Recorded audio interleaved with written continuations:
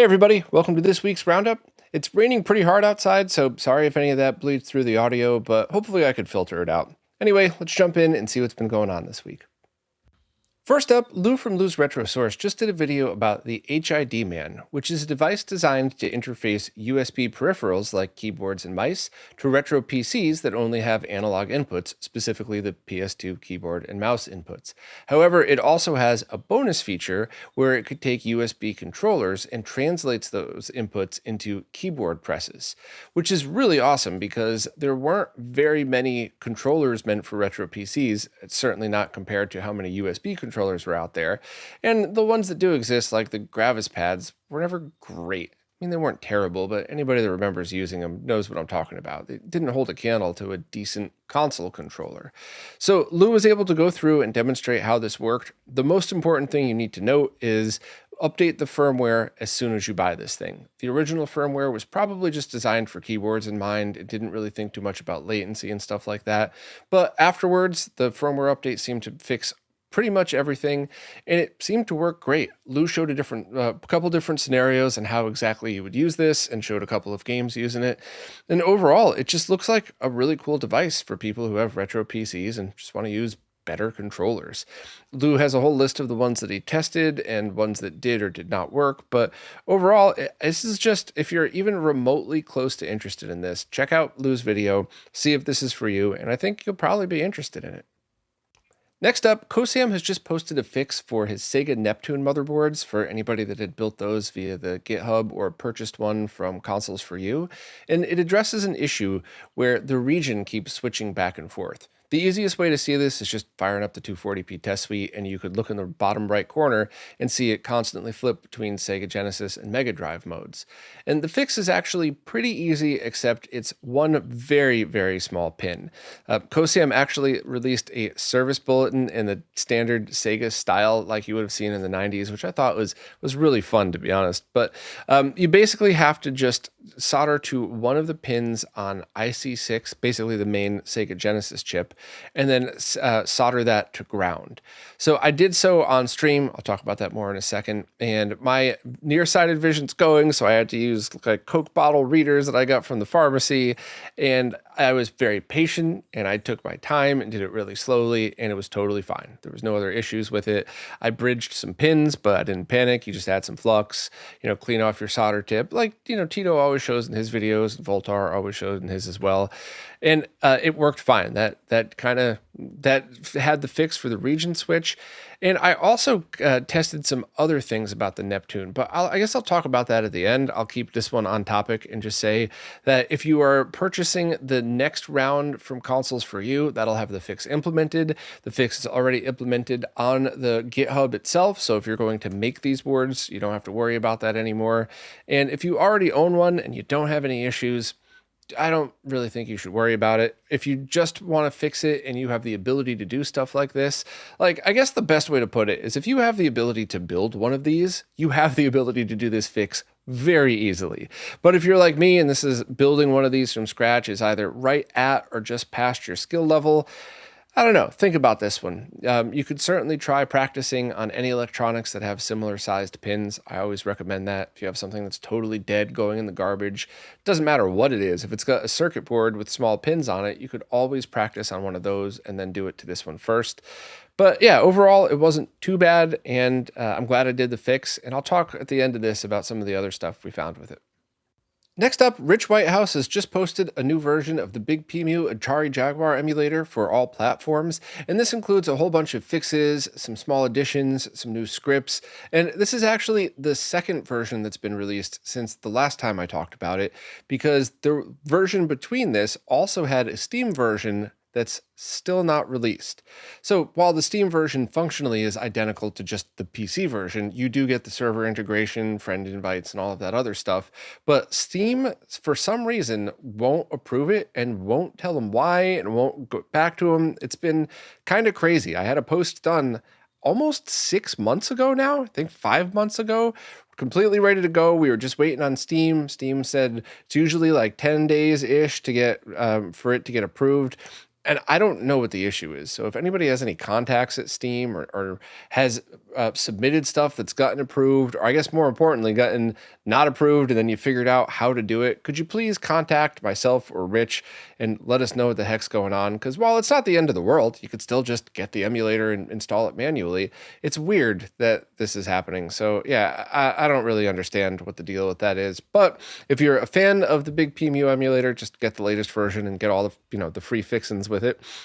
And if you want to purchase the iOS version, I have it on my phone, and it is very fun to just play around of like checkered flag rendered in HD when I'm stuck in line somewhere. It's just a neat thing to have. And if you're a fan of the Jaguar, and especially if you don't have all the original hardware and you just want a fun way to emulate it, having the iOS version is also awesome. So thanks to Rich for continuing to do all this stuff and to release everything for free, except the iOS version. And if you want to support Rich to keep this going, as well as other stuff like Killer Instinct, I'll get to that pretty soon, maybe in a couple of weeks too, but definitely check out his Patreon because he's doing some absolutely amazing work, and I just want to see it keep going. Next up, Greg from LaserBear just posted a video showing how to update the firmware on the Wave Phoenix adapter, which is the homebrew receiver for the GameCube Wavebird controllers. And this is important because there was just a firmware released that fixed an issue where controllers were desyncing after a console was power cycled. So this is certainly worthwhile to doing just because you'll save yourself some time every time you power on your GameCube, or I guess your Wii if you're using it through there. And it's pretty easy. You just put the device in bootloader mode, pair it with the web app, and follow the on-screen instructions. Greg walks you through absolutely all of that. And there's two ways to enter bootloader mode. Either hold the pairing button down until the blinking stops and you get a solid color, or you could unplug the Wave Phoenix, hold the button, and then plug it into the console with the button still held down. And if you flash the wrong firmware or if something goes wrong, just reflash it, which, by the way, for everybody who programs their devices with fail safes like that, thank you, because there's a whole bunch out there that are not programmed with fail safes. So it's nice to be able to just tell people, just give it a try. Worst thing that could happen is you have to do it again. So not a hard thing to do, but it's still awesome that Greg was able to have a video out for everybody.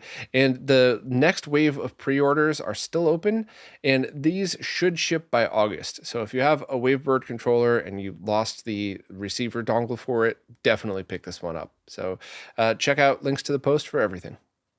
Next up, developer TW Byrne is now working on a new game for the Philips CDi called Skyways, which is a space racing game. So you're racing a spaceship on a track in space. I don't know how there's gravity to keep you on the track in space.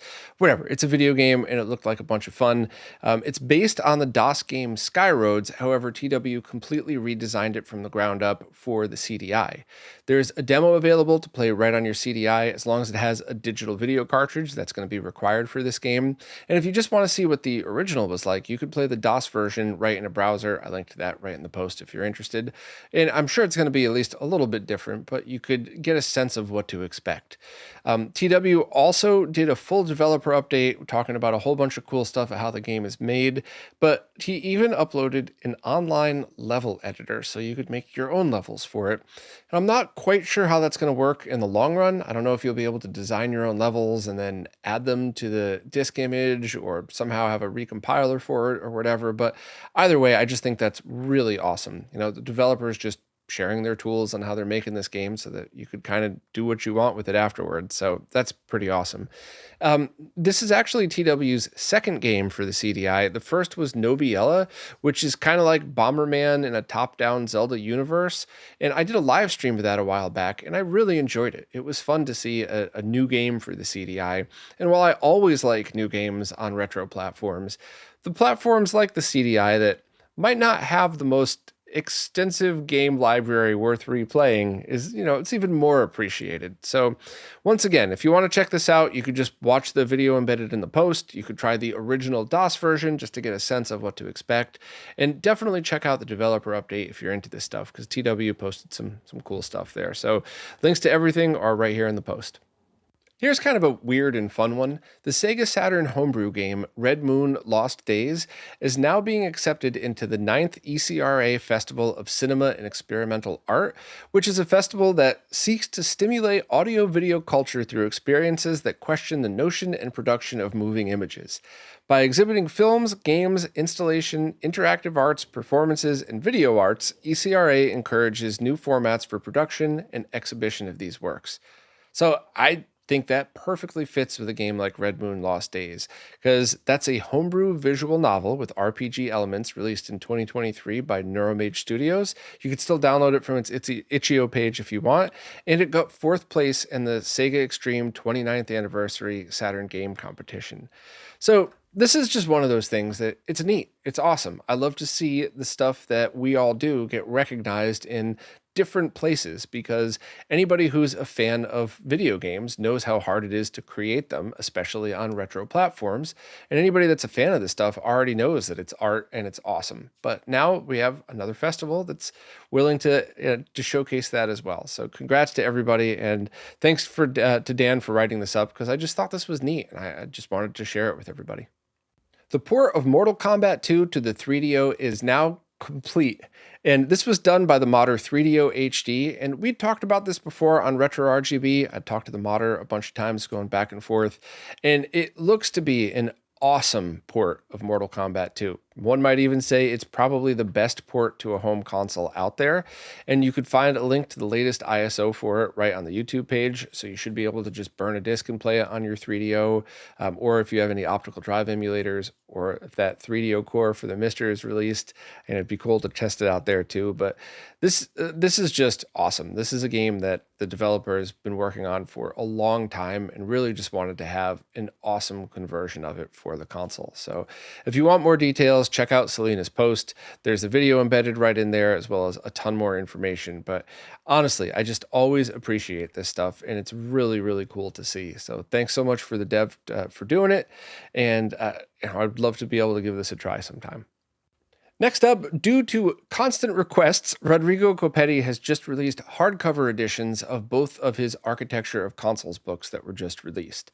So just to back up for a second, Rodrigo has been working on these very deep dive analysis of these consoles, both from if you're a nerd and you're curious point of view, but also for developers that want to use this as reference. And all of these are on his website completely free. You could buy cheap ebook versions of it as well. And Rodrigo recently released very high quality paperback editions, which I bought and I'm happy I bought. But the one complaint that he received from people is a lot of people were asking for more expensive, fancier hardcover editions.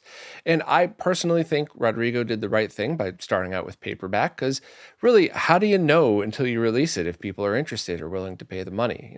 It's a risk to take. So I think he made the right move, but I also really appreciate that there's now a hardcover version available for both of these that are physically larger, printed with Amazon's premium ink and bound with a sturdy cover. So, I totally get it if you already purchased the paperback editions and you're annoyed because you would have rather gotten the hardcover. I get it, but just know that this wasn't like some master plan from Rodrigo to get you to buy two. He was really just listening to the people in the community, listening to us, and just doing what we asked. So if you had already purchased them, you have an awesome, high quality physical edition of something that's really neat. And if you really wanted the hardcover version and you got the extra cash, they would make great presents for your fellow nerds. So feel free to give away your paperback editions and go buy the hardcover. But I'm just happy Rodrigo found another way to release them.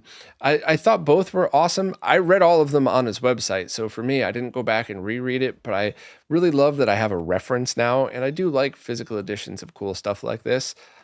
I probably would have gotten the hardcover versions if they were available, but I'm certainly not mad about it. I'm just happy for Rodrigo and happy for anybody that wanted one of these. So to buy it, just click on the same links as last time. You just select between hardcover and paperback. It's kind of weird with Amazon, so just skim the page and you'll see where the buttons are. You could get the cheaper Kindle editions if you want, or once again, you could just get all this information for free. So if you just need info that Rodrigo has, there's no gatekeeping, but if you got the extra money to spend and you want something awesome, pick them up. Everything looks just as high quality or better than the others. And if you want to hear right from Rodrigo and hear how all of this stuff happened, I did an interview with him a while back, and he came to Retro World Expo and we had a good time hanging out. So just wanted to give everybody a heads up on this, but I also just wanted to remind everybody, we asked for this. This wasn't something that he sprung on everybody who already bought one. He was just listening to our requests. So hopefully you'll be able to pick one up if you were waiting on the hardcovers. I just did another live stream on Kosam's Sega Neptune motherboard, this time focusing on loading Sega CD games and Sega CD 32X games as well. And there's a couple of things that I wanted to explain about it. And let me back up very quickly and just give you all the basic overview. And then I'm going to dig into the nerdy stuff, which you could drop off for afterwards if you're not interested. But first of all, the Sega Neptune board is a homebrew recreation of what would have been a product from Sega in the 90s that has both Genesis and 32X chips on it. So you could have one console that runs all of the games on one board. And Kosam designed it based on Sega schematics, and the one that I tested is the same exact one that Tito did in his video. And it originally, in the first live stream, passed audio and video tests with flying colors. However, it can't play Sega CD games from ROM carts for the same exact reason original consoles can't. And I showed that in both of those ROM cart videos, and that if you have your 32X plugged into your Genesis, you can't then plug in the Mega EverDrive Pro or the Mega SD and load Sega CD games, because the 32X is using the parts of those pins and bus that would have been used to do that.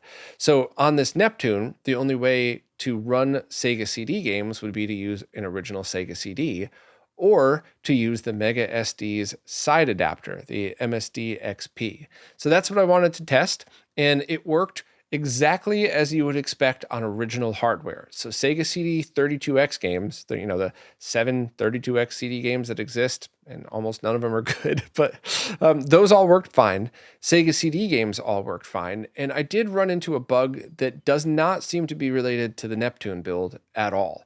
So that's the overview. That's basically all you need to know. So if you have one of these Neptunes, the ROM carts plugged into the top will play Genesis, 32X, and Sega Master System games. But the only way to play Sega CD games is with original Sega CDs or with this adapter that you can't buy anymore for some crazy reason, and the Mega SD, the Terra Onion ROM cart. So that's the end of what most people would probably want to know, but I'm about to get into some super nerdy stuff, so there's nothing after this. Drop off if you don't care, but if you're a Sega nerd, stick with me. What we found in this testing, thanks to the absolutely amazing people in the chat who dropped what they were doing to help on a completely impromptu live stream, we found that the main Sega ASIC, the main Sega chip that you would see in Model 2 and 3 Genesis consoles, different versions have different compatibility. And you would find this with completely original hardware, as well as the Neptune.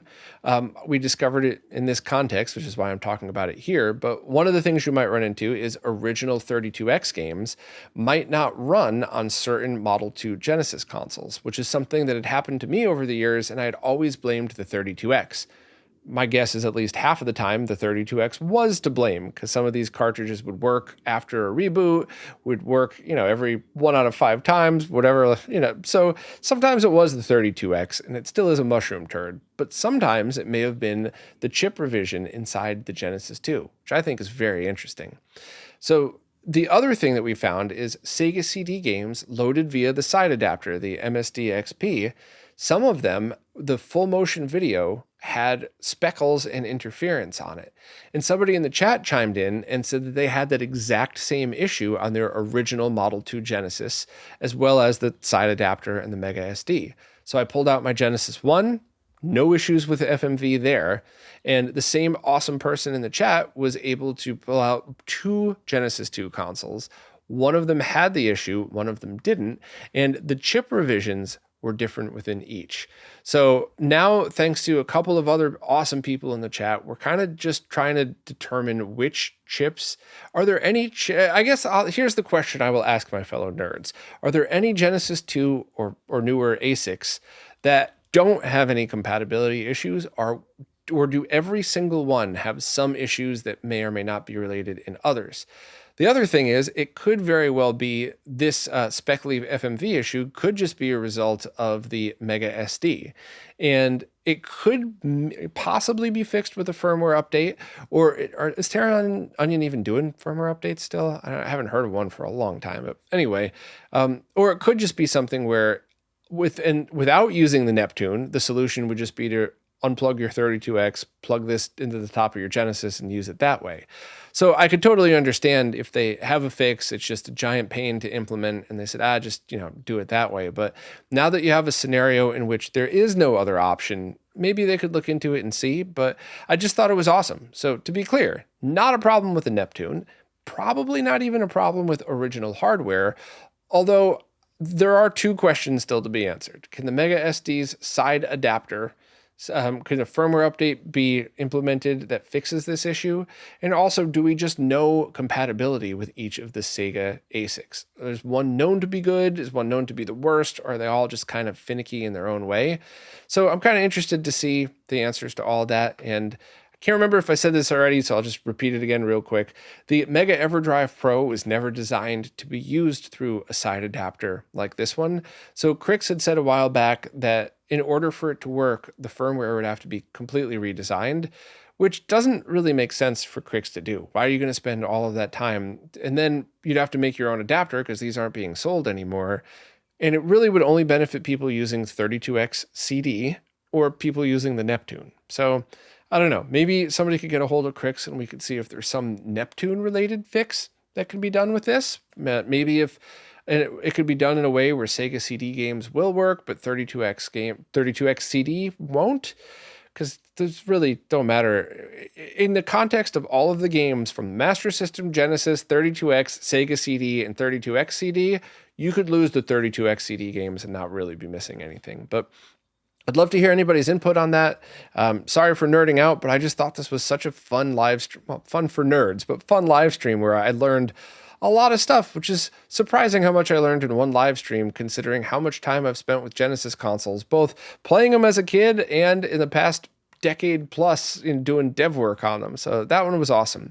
While I normally say just skim the live stream and don't bother watching, here's the summary. If you're a super nerd who likes this stuff, skip over the soldering for the region fix thing. That one was, that could be summarized in a 30-second video if I had done it nicely. But all the rest of the stuff, you might be interested in what I found. For everybody else, this long ass summary is probably the better way to go. Well, that's it for this week. As always, thanks to everybody who watches, listens, plays nicely in the comments, and especially thank you to anybody who supports in absolutely any way, because it really is you who's keeping all this stuff going. So thank you all so much, and I'll see you next week. This week's Roundup is brought to you by Neo Paradigm Entertainment, connecting Southeast Asian influencers with opportunities in the West.